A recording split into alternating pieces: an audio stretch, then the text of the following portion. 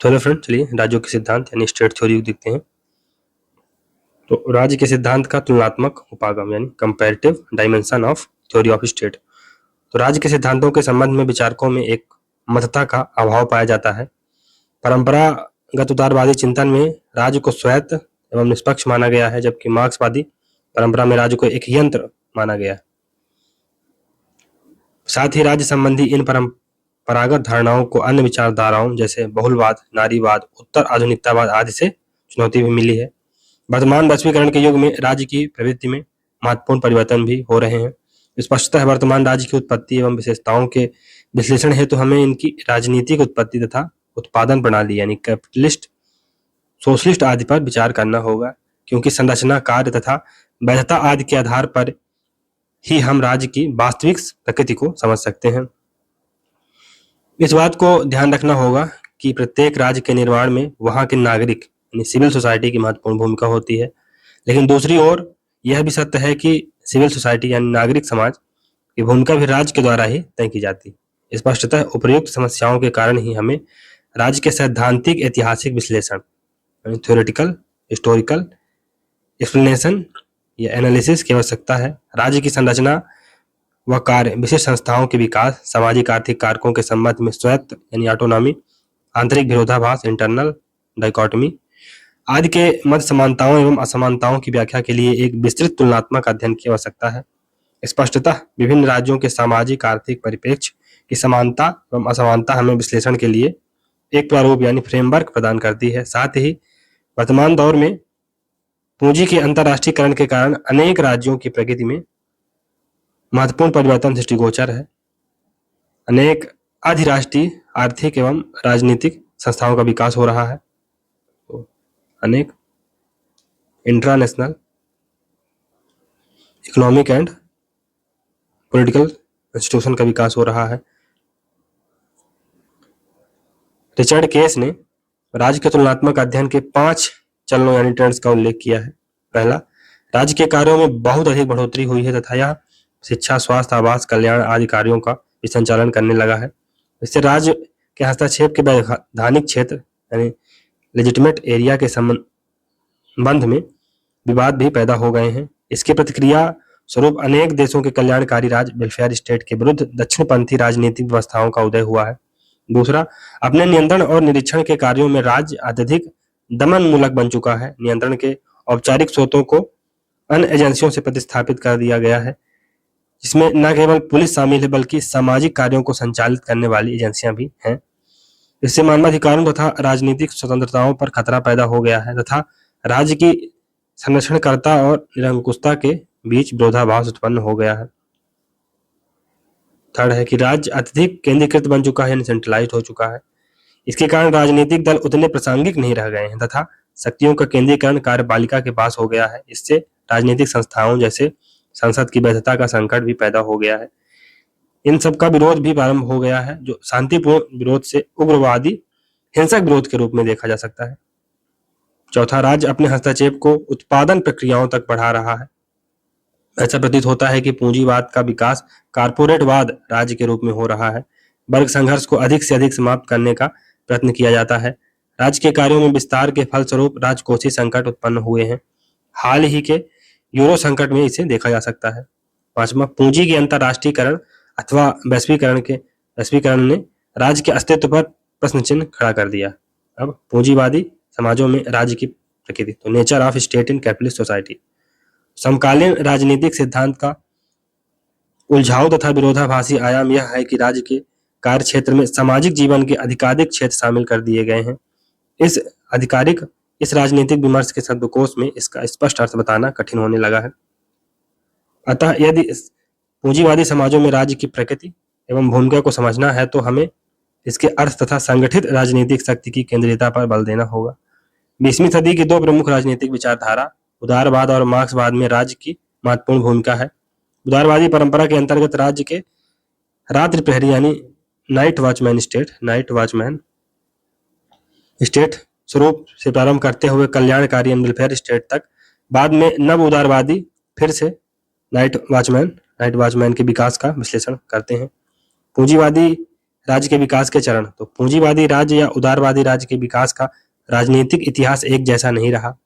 उदारवादी लोकतांत्रिक राज्य यानी लिबरल डेमोक्रेटिक स्टेट या पूंजीवादी राज्य में एक विरोधाभास पाया जाता है, जिसे संचय की आवश्यकता और वैधता के मध्य आवश्यक तनाव के रूप में देखा जा सकता है। प्रारंभिक उदारवादी राज्य संचय यानी एक्युमुलेशन की निजी व्यवस्था की विचारधारा के साथ विकसित हुआ। कालांतर में लोकप्रिय स्वीकार्यता वैधता हेतु लोकतांत्रिक तरीकों पर लोकतांत्रिक विचारों को लागू किया गया। एलन वोल्फ ने पिछले 200 वर्षों में उदारवादी राज्य द्वारा इन विरोधाभासों को हल करने के लिए 6 आदर्श प्रारूपों यानी आइडल टाइप के पूंजीवादी राज्य का वर्णन किया है। पहला है संचयी राज्य यानी एक्युमुलेटिव स्टेट। तो इसे वोल्फ ने पूंजीवादी औद्योगिकीकरण का पहला चरण माना है। इसमें पूंजी के संग्रहण एवं संपत्ति के संग्रहण को वैध माना गया। यह राज्य हस्तक्षेप राज्य यानी लेसर फेयर की नीति के प्रति प्रतिबद्ध नहीं था तथा अर्थव्यवस्था में राज्य के सक्रिय हस्तक्षेप को प्रोत्साहित किया गया। वास्तव में यह संचयी राज्य तानाशाही बणिकवादी राज्य और अपेक्षाकृत लचीला राज्य के मध्य संक्रमण काल का समझौता था, ताकि औद्योगिक पूंजीपतियों की आवश्यकताओं को पूरा किया जा सके। दूसरा समन्वयकारी राज्य यानी हार्मोनियस स्टेट। राज्य का यह स्वरूप पूंजीवादी औद्योगिकीकरण के दूसरे चरण में विकसित हुआ। इसमें एक और इस बात पर बल दिया गया कि यदि बुर्जुआ वर्ग के हाथों में सत्ता रहेगी तो सभी को लाभ होगा। वहीं दूसरी ओर उभरते श्रमिक वर्ग ने अपने लिए अधिक अधिकारों की मांग की। इस कारण राज्य के द्वारा अनेक सुधारों को लागू किया गया और वैधता के संकट को दूर करने का प्रयास किया गया, यानी क्राइसिस ऑफ लेजिटिमेसी के संकट को दूर करने का प्रयास किया गया। विस्तारवादी राज्य यानी एक्सपेंशनिस्ट स्टेट। जब पूंजीवादी व्यवस्था और लोकतंत्र के बीच संघर्ष चरम बिंदु पर पहुंच गया, तब विस्तारवादी राज्य का उदय हुआ और इसी के साथ शास्त्रीय उदारवाद यानी क्लासिकल लिबरलिज्म का भी अंत हो गया। इस विस्तारवादी राज्य द्वारा साम्राज्यवादी विस्तार किया गया, जिसके कारण प्रथम विश्व युद्ध हुआ। परंतु युद्ध की समाप्ति के बाद इस विस्तारवादी राज्य का पतन प्रारंभ हो गया। फिर शाखा राज्य यानी फ्रेंचाइज स्टेट। विभिन्न वर्गों के मध्य संघर्षों को समाप्त करने तथा सार्वजनिक शक्ति को निजी संगठनों को सौंपने के क्रम में इस राज्य का उदय हुआ। इसे सामान्यतः बहुलवादी लोकतंत्र के नाम से जाना जाता है। परंतु निजी हित समूह प्रभावी रूप से स्वयं को नियंत्रित नहीं कर पाए तथा द्वितीय विश्व युद्ध की समाप्ति तक बहुलवादी राज्य यानी प्लूरल स्टेट का अंत होने लगा। यूरोपीय राज्यों में आर्थिक नियोजन एवं सैन्य खर्च में बढ़ोतरी से अमेरिका शक्तिशाली राज्य बनकर उभरा। इस कारण सार्वजनिक शक्ति को हित समूहों को सौंपने पर आधारित शाखा राज्य यानी फ्रेंचाइज स्टेट अतीत बनकर रह गया और भारत और भविष्य के लिए कोई समाधान देने में भी असफल रहा। फिर पांचवा दोहरा स्टेट यानी डुअल स्टेट। तो राज्य में पूंजीवादी एवं लोकतांत्रिक विरोधाभास को समाप्त करने के लिए यह राज्य अस्तित्व में आया। इसके अंतर्गत 2 समानांतर संरचनाओं का निर्माण किया गया। इसमें एक को व्यवस्था संभालने का कार्य सौंपा गया तथा दूसरे को लोकतांत्रिक दिखावे को बचाकर रखने का कार्य सौंपा गया। इस दोहरी व्यवस्था का पहला भाग सैन्य व्यवस्था, नौकरशाही तथा गुप्त सूचना एजेंसी थी। दूसरा भाग संसदीय व्यवस्था। इस दोहरे राज्य की प्रकृति में भी उदारवादी या पूंजीवादी तत्वों तथा लोकतांत्रिक सिद्धांतों के मध्य सदैव विरोधाभास बने रहे। फिर पार राष्ट्रीय स्टेट यानी ट्रांसनेशनल स्टेट। तो एलन वोल्फ के अनुसार यह पूंजीवादी राज्य के विकास का सबसे नवीनतम मॉडल है। इसका विकास पूंजी के अंतर्राष्ट्रीयकरण और बहुराष्ट्रीय कंपनियों एमएनसीज यानी मल्टीनेशनल कंपनीज के विकास के साथ हुआ। यद्यपि राज्य के द्वारा अभी भी बहुराष्ट्रीय कंपनियों को अनेक प्रकार की सहायता दी जाती है। इस ट्रांसनेशनल स्टेट ने पूंजीवादी राज्य को नए क्षितिज प्रदान किए यानी नए होराइजन प्रोवाइड किए। परंतु यह ट्रांसनेशनल स्टेट समकालीन पूंजीवादी समाज में विद्यमान राजनीतिक विरोधाभासों को दूर नहीं कर सका। अमेरिकी ऋण संकट यानी अमेरिकन डेट क्राइसिस और यूरो जोन क्राइसिस और आर्थिक मंदी को इसी संदर्भ में समझा जा सकता है। फिर उत्तर पूंजी युग में राज्य के संबंध में समकालीन चर्चा। तो contemporary debates about state in late capitalism या contemporary debates about the state in late capitalist state. उदारवादी विचारकों के अनुसार विकसित पूंजीवादी समाज प्रतिस्पर्धी, विघटित और विसरित है। इन समाजों में नागरिकों को सार्वभौमिक मताधिकार प्राप्त है, यानी यूनिवर्सल एडल्ट फ्रेंचाइज प्राप्त है। स्वतंत्र एवं निष्पक्ष चुनाव होते हैं तथा नागरिक स्वतंत्रता उपलब्ध है। संसद वह मुख्य बिंदु है जिसके ऊपर सीधे लॉबिंग के द्वारा या पार्टी द्वारा हित समूह अपना दबाव बनाते हैं। यहाँ कोई विशेषाधिकार वर्ग, हित या समूह नहीं है, बल्कि हितों के प्रतिस्पर्धी ब्लॉक हैं। लघु एवं मध्यम उद्योगों की व्यापक उपस्थिति के बावजूद बड़े औद्योगिक समूहों का अर्थव्यवस्था में महत्वपूर्ण स्थान है। इन बहुराष्ट्रीय कंपनियों का एशिया, अफ्रीका, लैटिन अमेरिका आदि देशों में विस्तार समकालीन पूंजीवादी राज्यों की विदेश नीति की महत्वपूर्ण विशेषता है। इन पूंजीवादी देशों में लोगों की आय में व्यापक अंतर पाया जाता है। वॉल स्ट्रीट का घेराव यानी ऑक्युपाई वॉल स्ट्रीट मूवमेंट के अनुसार अमेरिका के 1% लोगों की संपत्ति करीब 99% लोगों से भी अधिक है। आय में असमानता, राजनीतिक शक्ति में असमानता स्पष्ट रूप से दृष्टिगोचर है। राज्य व्यवस्था और राज्य विशिष्ट वर्ग, तो state system and state elite. तो इस संदर्भ में राज्य का अभिप्राय विभिन्न राजनीतिक संस्थाओं से है, जिसमें सरकारी तत्वों के अंतर्गत सरकार, प्रशासन, सेना और पुलिस, न्यायपालिका, संसद तथा उप केंद्रीय सरकारें जैसे अमेरिका के राज्य, स्टेट इन यूएसए आते हैं। इसके अतिरिक्त इस राज्य व्यवस्था में राजनीतिक एवं दबाव समूह, बहुराष्ट्रीय कंपनियां, चर्च, मास मीडिया तथा सामाजिक तथा सांस्कृतिक एवं शैक्षणिक संगठन जैसे गैर सरकारी संगठन या गैर सरकारी तत्व शामिल हैं। इन देशों में राज्य की भूमिका तथा उद्देश्यों को समझने के लिए विशिष्ट वर्ग एवं आर्थिक रूप से संपन्न वर्ग के मध्य संघर्षों को समझना आवश्यक है। राल्फ मिलीबैंड के अनुसार समकालीन पूंजीवादी देशों में व्यवसायी वर्ग कैबिनेट का सबसे बड़ा वर्ग है। इसके अलावा नौकरशाही, सेना तथा राज्य की वित्तीय संस्थाओं में भी इसका वर्चस्व देखा जा सकता है। राज्य के विशिष्ट वर्ग की नीतियां, विचारों एवं दृष्टिकोणों में भिन्नता के बावजूद पूंजीवादी व्यवस्था को मजबूत करने पर सभी एक मत हैं। व्यावसायिक हित को राष्ट्रीय हित से जोड़कर देखा जा सकता है। उदाहरण के लिए जो जनरल मोटर्स के लिए अच्छा है वह अमेरिका के लिए भी अच्छा है। तो for example, what is good for general Motors, it is good for USA. Habermas जैसे नियो मार्क्सिस्ट यानी नव मार्क्सवादियों ने भी पूंजीवादी राज्य की विसंगति का विश्लेषण करते हुए इसे वैधता संकट यानी क्राइसिस ऑफ क्रेडिबिलिटी या क्राइसिस ऑफ लेजिटिमेसी के रूप में प्रस्तुत किया है।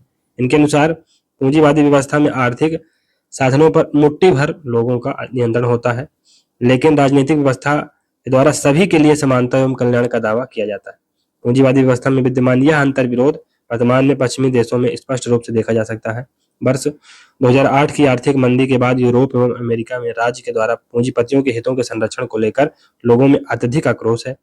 ओबामा ने स्वास्थ्य विधेयक प्रस्तुत करके लोगों के विश्वास को अर्जित करने का प्रयत्न किया। नोम चॉम्स्की ने पूंजीवादी समाजों द्वारा संचालित बाजारवादी उदारवादी नीतियों को व्यापारिक घरानों के लिए संचालित नीति कहा है। निष्कर्ष, तो पूंजीवादी राज्य के लिए संकट कोई नई परिघटना नहीं है। वर्ष 1930 के आर्थिक संकट का कल्याणकारी राज्य के द्वारा समाधान किया गया। वर्तमान बाजारवाद उपभोक्तावाद के युग में पूंजीवाद की आलोचना सिर्फ समानता के समर्थक ही नहीं कर रहे बल्कि पर्यावरणीय आंदोलन के समर्थक भी कर रहे हैं। अतः पूंजीवादी उत्पादन प्रणाली यानी कैपिटलिस्ट प्रोडक्शन सिस्टम और सामाजिक न्याय के मध्य बेहतर समन्वय एवं संतुलन की आवश्यकता है। समाजवादी समाज में राज्य का सैद्धांतिक आधार, तो theoretical basis of state in socialist society. Samajwadi समाज वे समाज हैं जहां उत्पादन की पूंजीपति प्रणाली को प्रतिस्थापित करके सामाजिक स्वामित्व यानी सोशल ऑनरशिप पर आधारित उत्पादन की प्रणाली को लागू किया गया है। अधिकांशतः ऐसे समाज मार्क्सवादी लेनिनवादी विचारधारा पर आधारित राजनीति से संचालित क्रांति के द्वारा अस्तित्व में आए हैं और यही दल वहां के शासक दल बने हैं। इस प्रकार राज्य की मार्क्सवादी धारणा समाजवादी समाजों में राज्य की प्रकृति को समझने के लिए अत्यंत उपयोगी है। मार्क्स के विचारों में राज्य संबंधित मुख्यतः दो धारणाएं पाई जाती हैं। पहला, कम्युनिस्ट मैनिफेस्टो में मार्क्स तथा एंजल्स ने राज्य को एक यंत्र माना जो कि बुर्जुआ की कार्यकारी का मिति है। तो कम्युनिस्ट मैनिफेस्टो में मार्क्स और एंजल स्टेट को एक इंस्ट्रूमेंट मानते हैं जो कि बुर्जुआ की एक कार्यकारी समिति है। तो state is a state is a executive committee of bourgeois, ऐसा कहते हैं। परंतु 18th ब्रूमेयर ऑफ लुईस बोनापार्ट, यानी 18वें ब्रूमेयर ऑफ लुई बोनापार्ट में, ये मार्क्स की बुक है, मार्क्स ने राज्य की सापेक्षिक स्वायत्तता यानी रिलेटिव ऑटोनॉमी सापेक्षिक स्वायत्तता को भी स्वीकार किया। समाजवादी राज्य का मूल कार्य बुर्जुआ राज मशीनरी को समाप्त कर सर्वहारा की शक्ति को मजबूत करना है, जिसे सामान्यतः सर्वहारा वर्ग की तानाशाही भी कहा जाता है। तो डिक्टेटरशिप ऑफ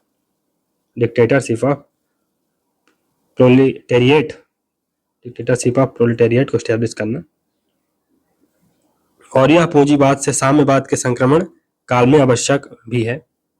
मार्क्सवादी राज्य की उदारवादियों के द्वारा सर्वाधिकारवादी राज्य कहकर आलोचना की जाती है। तो मार्क्सवादी राज्य की जो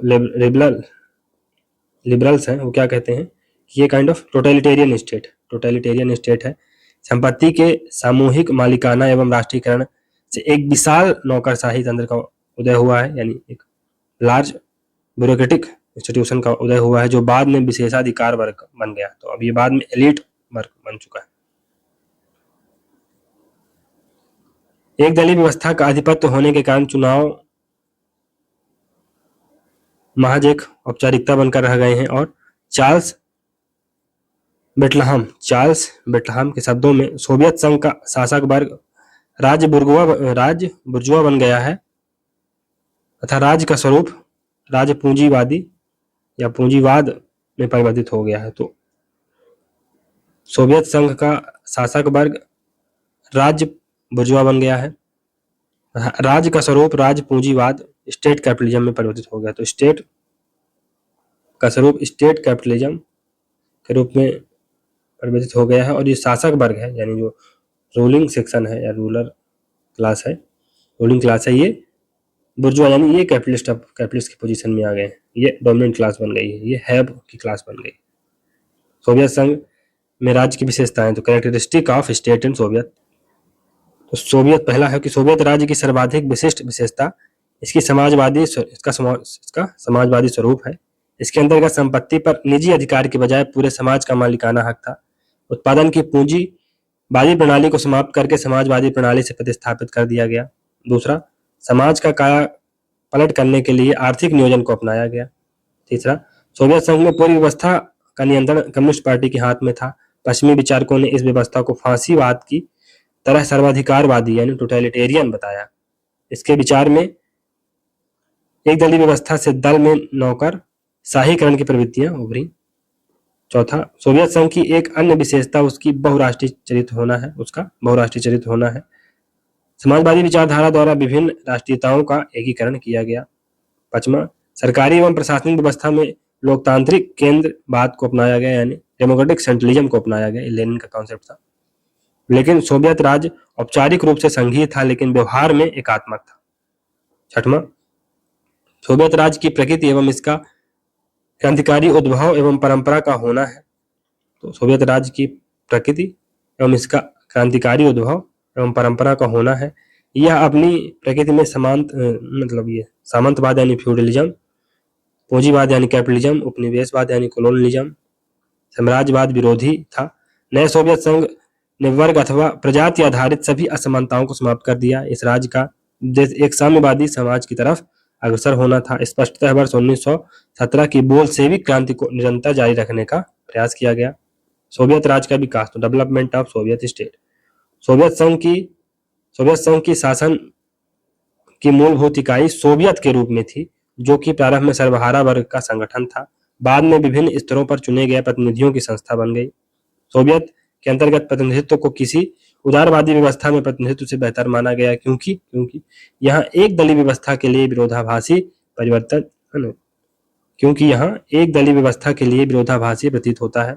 लेकिन जैसा कि स्टालिन का मत था कि सोवियत शासन व्यवस्था पुरानी बुर्जुआ लोकतांत्रिक एवं संसदीय व्यवस्था से अलग है, यह एक नई प्रकार की व्यवस्था है। इसका उद्देश्य जनता का शोषण करना नहीं बल्कि उन्हें सभी प्रकार के शोषण से मुक्त करना है। यह समाजवादी राज्य सर्वहारा वर्ग की तानाशाही पर आधारित था। इसके अंतर्गत उत्पादन की समाजवादी प्रणाली का विकास करना और मजबूत करना था। हालांकि यह संक्रमण काल के लिए ही था, परंतु बाद में वास्तविक रूप में नौकरशाही का प्रभाव हावी हो गया। स्टालिन के सोवियत राज्य का पूर्ण सिद्धांत वर्ष 1939 के कम्युनिस्ट के अधिवेशन में मिलता है। स्टालिन ने यह स्वीकार किया कि साम्यवाद के अंतर्गत राज्य अवश्य विलुप्त हो जाएगा, लेकिन साथ ही उन्होंने यह मत दिया कि शायद मार्क्स ने भी एकमात्र समाजवादी राज्य की कल्पना नहीं की होगी, क्योंकि सोवियत समाजवादी राज्य चारों तरफ से अनेक पूंजीवादी राज्यों से घिरा हुआ है। सोवियत समाजवादी राज्य के विलुप्त होने की उम्मीद नहीं की जा सकती। अतः सोवियत समाजवादी राज्य जब तक अस्तित्व में रहेगा तब तक विदेशी पूंजीवादी राज्यों के सैन्य आक्रमण की संभावना समाप्त न हो जाए। तो उनका मानना था कि सोवियत समाजवादी राज्य तब तक अस्तित्व में रहेगा जब तक कि विदेशी पूंजीवादी राज्यों के सैन्य आक्रमण की संभावना समाप्त न हो जाए। स्टालिन का मानना था कि सोवियत राज्य पहले ही विकास के 2 चरण से गुजर चुका है। पहला 1917 से 31 के दौरान क्रांतिकारी सोवियत राज्य को मजबूत बनाना मुख्य उद्देश्य था। दूसरा, सोवियत राज्य की आर्थिक प्रगति के बाद एक विकसित सोवियत समाज का उदय हुआ है। स्टालिन ने विकसित समाजवादी राज्य के कार्यों के बारे में बताते हुए कहा कि राज्य का मुख्य कार्य आर्थिक गतिविधियों का प्रबंधन करना तथा सांस्कृतिक शिक्षा को प्रसार करना है। सैन्य व्यवस्था, पुलिस, इंटेलिजेंस के कार्यों के संबंध में स्टालिन का मानना था कि अब इनका कार्य आंतरिक न होकर बाहरी दुश्मनों से लड़ना है। वास्तव में सोवियत राज्य का इस प्रकार का सैद्धांतिकरण वास्तविक प्रतीत नहीं होता, क्योंकि सोवियत राज्य में कालांतर में सैन्य नौकरशाही मजबूत हुई। इसका कार्य आंतरिक एवं बाहरी दोनों रूपों में दमनकारी ही था। सोवियत समाजवादी राज्य के विलुप्त होने की भी पश्चिमी विश्लेषकों द्वारा आलोचना की गई। अब जनवादी लोकतंत्र संक्रमणकालीन राज्य के रूप में, people's democracy as a transitional state. जन लोकतंत्र की अवधारणा को पूर्वी यूरोपीय देशों के संदर्भ में व्यक्त किया गया है, जो द्वितीय विश्व युद्ध के बाद स्वतंत्र नाजी आक्रमण से हुए थे। इन सभी देशों में जो आर्थिक एवं राजनीतिक विकास के अलग अलग चरणों में थे। साम्यवादी, समाजवादी, उदारवादी देशों में गठबंधन सरकारों की स्थापना की गई एवं इनकी प्रकृति संक्रमणकालीन थी, यानी ट्रांजिशनल थी। इसका उद्देश्य सामाजिक व्यवस्था में लोकतांत्रिक परिवर्तन लाना था, ताकि अंततः समाजवादी राज्य सोशलिस्ट स्टेट के निर्माण का आधार तैयार किया जा सके। समाजवादी राज्य भी सर्वहारा वर्ग की तानाशाही के रूप में होगा। पूर्वी यूरोपीय देशों में जन लोकतंत्र यानी पीपल्स डेमोक्रेसी इसलिए आवश्यक माना गया क्योंकि इन सभी देशों को सोवियत संघ द्वारा सैन्य बल से मुक्त कराया गया था। क्योंकि इन देशों में कम्युनिस्ट पार्टी या तो अस्तित्व में ही नहीं थी या बहुत कमजोर थी। अतः कम्युनिस्ट पार्टी के नेतृत्व में सोवियत संघ की देखरेख में बहुदलीय गठबंधन को आवश्यक माना गया। जन लोकतंत्र के इस संक्रमणकारी रूप को 10 वर्षों के अंदर ही सोवियत संघ के अनुरूप सर्वहारा वर्ग की तानाशाही के रूप में बदल दिया गया। हालांकि यूगोस्लाविया ने समाजवादी राज्य का अपना पैटर्न विकसित किया, जो सोवियत मॉडल से अधिक बहुलतावादी था। पूर्वी यूरोपीय देशों में समाजवादी व्यवस्था सोवियत संघ द्वारा आरोपित थी। इसी कारण पोलैंड, हंगरी तथा चेकोस्लोवाकिया में विद्रोह हुए। पोलैंड में ट्रेड यूनियन तथा कैथोलिक चर्च को काफी हद तक स्वायत्तता प्रदान की गई। बाद में यहाँ सॉलिडेरिटी आंदोलन मजबूत हुआ और व्यवस्था परिवर्तित हुई। सोवियत संघ के पतन के साथ ही इन राज्यों में भी परिवर्तन आ गए। नव लोकतंत्र से समाजवादी राज्य का चीन में विकास। तो from new democracy to socialist state in China. तो जहां पूर्वी यूरोपीय देशों में जन लोकतंत्र व्यवहारिक प्रैग्मेटिक अवधारणा थी, नव लोकतंत्र की माओ की अवधारणा को वैज्ञानिक कहा जा सकता है, चूंकि चीन एक अल्प विकसित अर्ध उपनिवेशवादी तथा सामंतवादी देश था। माओ द्वारा इस बात पर बल दिया गया कि साम्राज्यवाद, सामंतवाद तथा पूंजीवाद को समाप्त करने के लिए कम्युनिस्ट पार्टी द्वारा लोकतांत्रिक क्रांति यानी डेमोक्रेटिक रिवॉल्यूशन करने की जरूरत है। यह लोकतांत्रिक बुर्जुआ क्रांति से अलग होगी, क्योंकि यह बुर्जुआ वर्ग के द्वारा नहीं बल्कि कम्युनिस्ट पार्टी के नेतृत्व में किसानों, छोटे बुर्जुआ एवं राष्ट्रीय बुर्जुआ के माध्यम से लाई जाएगी। कुमिंतांग शासन को समाप्त कर चीन में नव लोकतांत्रिक राज्य की स्थापना वर्ष 1949 में की गई। माओ ने चीन के एक समाजवादी राज्य वन सोशलिस्ट स्टेट में बदलने से पूर्व नव लोकतंत्र कल्याण को संक्रमणकालीन बताया। उनके विचार में इस चरण में विभिन्न लोकतांत्रिक वर्गों की तानाशाही स्थापित की जाएगी, न कि सर्वहारा वर्ग की तानाशाही। इस लोकतांत्रिक वर्ग में शामिल हैं किसान, मजदूर, छोटे बुर्जुआ, राष्ट्रीय बुर्जुआ। क्योंकि चीन में पूंजीवादी विकास के निम्न स्तर के कारण मजदूर वर्ग का पूर्णतः विकास नहीं हो पाया था। किसानों ने क्रांति में महत्वपूर्ण भूमिका निभाई थी। ऐसा माना गया कि अगर बेहतर तरीके से नियंत्रण किया जाए तो छोटे बुर्जुआ एवं राष्ट्रीय बुर्जुआ नव लोकतंत्र की राजनीतिक एवं आर्थिक व्यवस्था के निर्माण में शामिल होंगे। माओ के अनुसार नए लोकतांत्रिक राज्य में नौकरशाह एवं एकाधिकारी पूंजीवाद की संपत्ति को जब्त कर लिया जाएगा, जिनका बैंक, रेलवे एवं वायु परिवहन आदि पर मालिकाना हक था। लेकिन उत्पादन की पूंजीवादी प्रणाली को पूर्णतः समाप्त नहीं किया जाएगा, बल्कि नव लोकतांत्रिक राज्य का कार्य वैध निजी संपत्ति की रक्षा करना है। स्पष्टतः यह निजी संपत्ति को समाप्त करने के सोवियत मॉडल से भिन्न था। वर्ष 1975 में संविधान द्वारा जनवादी चीन का सर्वहारा के अधिनायकत्व में समाजवादी राज्य के रूप में वर्णन किया गया। अन्य समाजवादी राज्यों की भांति चीन में कम्युनिस्ट पार्टी का शासन व्यवस्था पर एक अधिकार है, लेकिन सोवियत संघ की तरह यह बहुराष्ट्रीय होने का दावा नहीं करता। यहाँ पर एकात्मक व्यवस्था है और 90% से अधिक जनसंख्या हान समुदाय की है। वर्ष 1978 में डेन जियाओपिंग द्वारा आधुनिकीकरण का नारा दिया गया तथा बाजारवादी समाजवाद का प्रयोग किया गया, जिसका कट्टर मार्क्सवादियों ने कड़ा विरोध किया। लेकिन समकालीन युग में चीन के बाजारवादी समाजवाद का प्रभाव विश्व में। चीन के अतिरिक्त उत्तरी कोरिया एवं क्यूबा जैसे राज्य ही समाजवादी राज्य होने का दावा करते हैं, लेकिन यहाँ क्यूबा भी सुधारों की मांग चल रही है। रेमंड लोट्टा ने तो यहाँ तक कहा है कि वर्ष 1978 के बाद चीन समाजवादी नहीं है।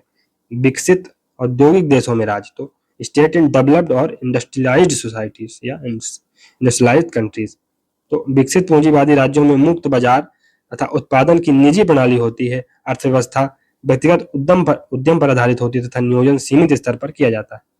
खासकर समाज कल्याण के क्षेत्र में उत्पादन मुख्यतः उपभोक्ता वस्तुओं एवं सेवाओं का होता है। राज्य उदार कर व्यवस्था के अंतर्गत स्वैच्छिक बचत यानी वॉलंटरी सेविंग को भी प्रोत्साहित करता है। निजी निवेश को प्रतिबंधित करने का प्रयास नहीं किया जाता। इन राज्यों में संसदीय लोकतंत्र पाया जाता है। राज्य अक्सर उन नीतियों का पालन करता है जो ना तो रूढ़िवादी होती हैं और ना ही सुधारवादी। राजनीतिक दलों एवं हित समूहों के द्वारा नीतियों को अभिव्यक्त किया जाता है, जिनका विधि निर्माण किया जाता है। राजनीतिक दल चुनावों के अतिरिक्त अधिकांश समय असक्रिय रहते हैं। कार्यपालिका की नीतियों को नौकरशाही द्वारा लागू किया जाता है। न्यायपालिका कार्यपालिका स्वतंत्र होती है, परंतु यथास्थिति को बनाए रखने में यह कार्यपालिका के साथ होती है। राज्य धर्मनिरपेक्ष नीतियों को मानता है, जो राजनीति और धर्म के पृथक्करण पर आधारित होती है। सेना को कार्यपालिका के अधीन माना जाता है। इसका व्यवहार व्यवसायिक होता है, न कि किसी विचारधारा के अधीन। तृतीय विश्व युद्ध की तरह इन देशों में सेना सत्ता पर कब्जा नहीं करती है। विकसित पूंजीवादी राज्यों में अनेक छोटे एवं बड़े शहरों का प्रशासन राज्य को चलाना होता है एवं मध्यम वर्ग की संख्या इन शहरों में अधिक होती है।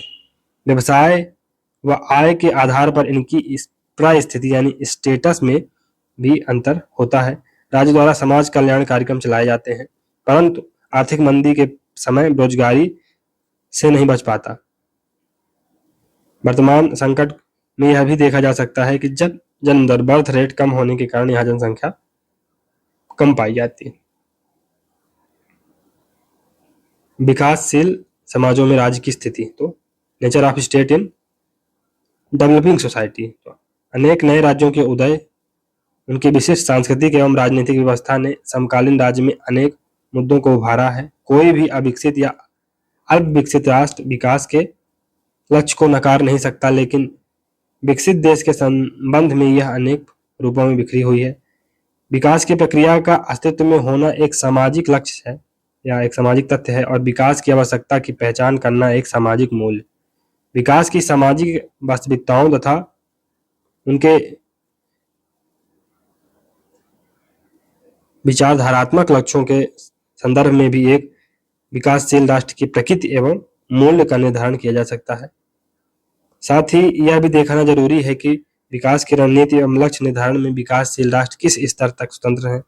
अनुभव यह बताते हैं कि विकासशील राष्ट्र या विकासशील राज्य अपने संरचनात्मक पिछड़ेपन के दुष्चक्र को ध्वस्त करने में असफल रहते हैं। हालांकि पिछले कुछ वर्षों में अपवाद भी रहे हैं। द्वितीय विश्व हालांकि प्रकृति में गणतांत्रिक है, परंतु इनकी वास्तविक राजनीतिक व्यवस्था अक्सर तानाशाही किस्म की पाई जाती है। ये ना तो राजतंत्र है, ना ही पूरी तरह से तानाशाही है। यहाँ संविधान तो है, लेकिन इनका संविधानवाद किसी करिश्माई नेता अथवा पार्टी की इच्छा पर निर्भर है। यहाँ एक उच्च विशिष्ट वर्ग पाया जाता है, इसका अक्सर एक रूढ़िवादी सैनिक विशिष्ट वर्ग द्वारा नियंत्रण किया जाता है। यहाँ न तो विकसित संसदीय व्यवस्था होती है और न ही विकसित एवं प्रतिस्पर्धी दल व्यवस्था।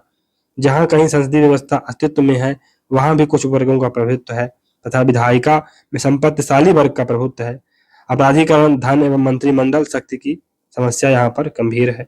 एशिया एवं अफ्रीका के कुछ देशों ने बहुदलीय व्यवस्था को त्याग कर एक दलीय व्यवस्था को अपनाया, जैसे सीरिया, केन्या, तंजानिया, गिनी आदि।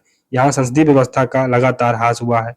उल्लेखनीय है कि हाल ही में प्रारंभ हुआ अरब स्प्रिंग इन्हीं देशों में हुआ। यहाँ पर राजनीतिक सुधारों की प्रक्रिया जारी है, जैसे मिस्र, ट्यूनीशिया, लीबिया एवं